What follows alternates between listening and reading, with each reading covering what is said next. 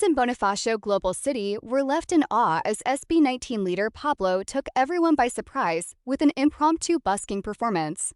Clad in casual attire, Pablo captivated the crowd with his soulful voice and heartfelt rendition. What made the moment even more special was his performance of an unreleased song titled Usad. Fans were caught off guard as the talented artist shared an intimate moment with his supporters, revealing a different side of himself beyond the stage.